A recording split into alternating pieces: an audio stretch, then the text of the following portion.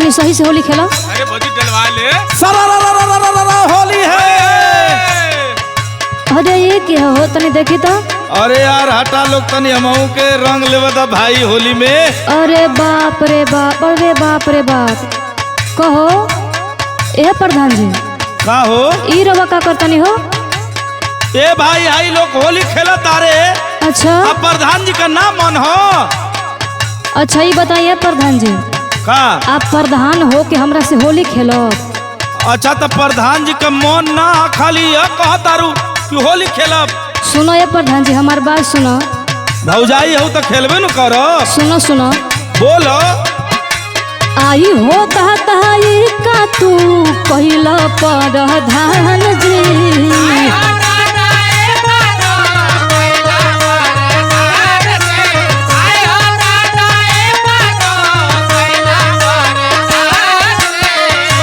सुनो तरह ना कहा सुनते बानी न।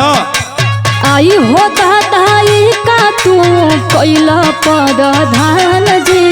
होली हमें नाश दिहल नीचे के सामान जी। एकदम पूरा नाश के धाई दिहल। अरे खेले दा तनी मजे में।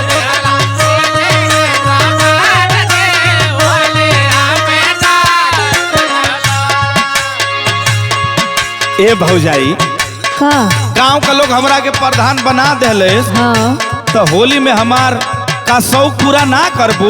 गांवपुर के लोग तोहरा के प्रधान बना दिल तो गांवपुर के लोग तोहरा के का कहे कि हौ देखो प्रधानवा होली खेलत तो हो। का गांव से हम अलगे हई। सुन का बोलो। होलिया में सूचना भइल बजारी बा। सुनत हऊ। हाँ हो सुनत हूँ।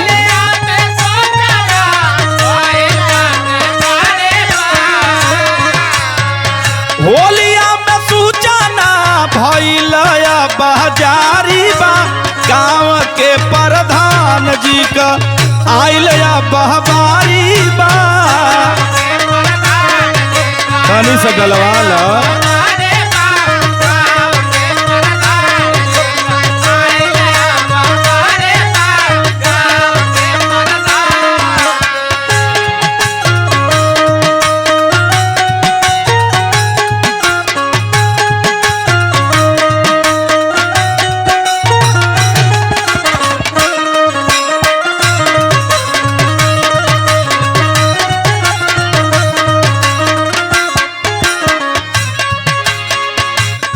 ए प्रधान जी का हो भौजी तोहरा के हम कहो तनी बात नहीं के सुझत का।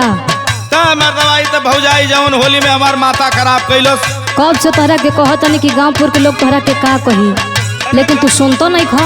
अरे गांवपुर का लोग होली में मजा लेता रहे तो हम वही में न बानी। अरे डाला प्रधान जी डाला डाला। तो भैया देखा तारा भौजी का लगता कि भुला गई बड़ा कि हम का रहने। ए भौजी ओटवा ना दे विकारे। जब इहे कुल करब तो तोहरा के ओटवा काहे देबो? ऐसा मत कर भौजी। तनी सा सुनो पहले हमार बात। रंग पिचकारी देखी जोर जाता जियारा।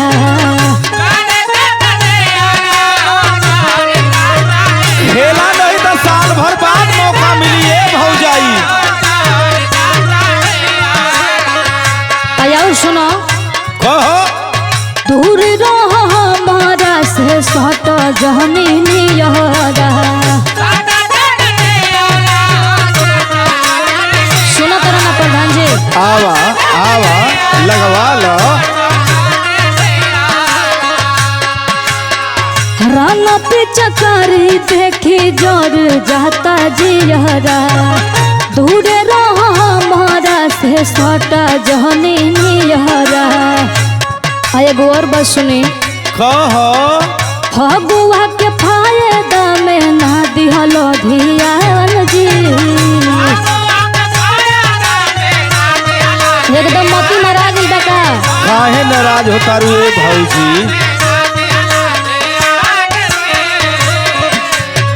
फगुआ के फायदा में ना दिहलो धियान जी। होलिया में नाश दिहलो नीचे के सामान जी।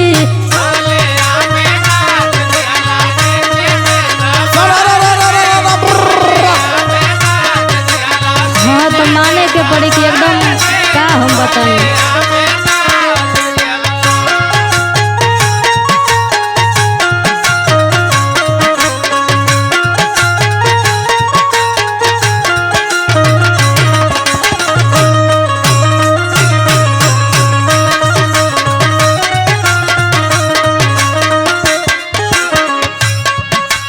ए भौजी का हो प्रधान जी? तू तो ऐसन कह तारू कि हमारे खरजवा पर तो बिजली गिरता रे भौजी।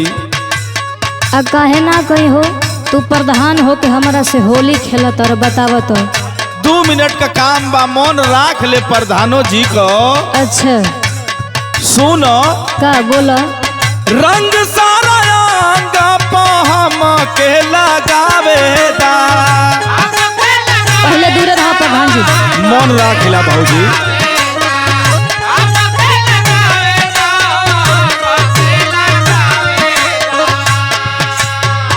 होलिया के फायदा भरपूर उठावेदा।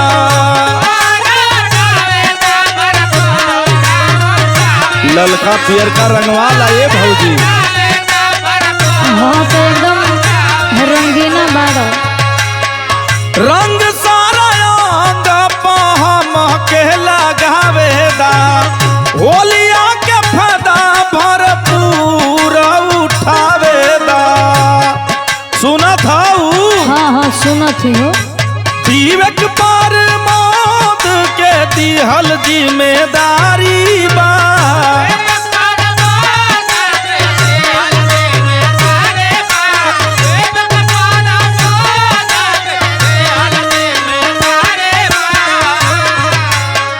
विवेक पर मौत के दिहल जिम्मेदारी बा।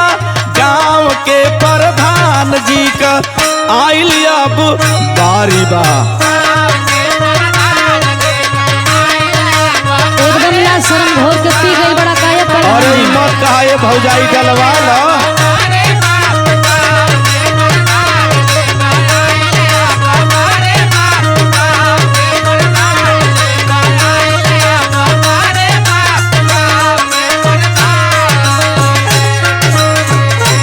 अब तो मान जा भौजाई काहे चुनहरा तारू। ला ना मन बता तू लगा ला प्रधान जी। अरे ठीक बा भौजी आवा।